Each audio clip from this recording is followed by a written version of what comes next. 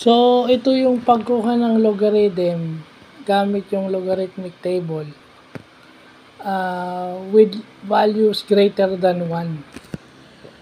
So, nakita niyo yung given greater than 1. So, ibig sabihin, may table na siya, number, and then yung exponential notation, yung standard form na sinasabi. So, ko-convert mo muna siya to standard to exponential, and then kukunin mo yung value niya sa logarithmic table.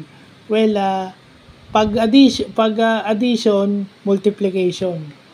Pagka division, subtraction. So yun, laws of properties of logarithm yun na ginagamit sa pagsosolve nitong mga itong mga bagay na to. Well, na nga kasi hindi tayo pwedeng mag-calculus nang hindi natin na pag-aaralan fully yung logarithm na parte rin ng calculus, pati ng exponential.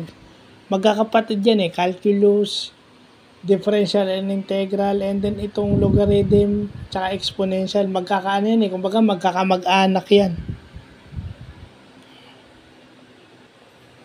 So, yun yung magandang bagay na natututunan natin ngayong araw. No, tsaka syempre, di ba?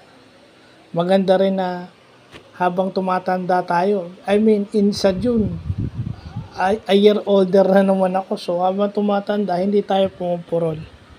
So, yun lang po.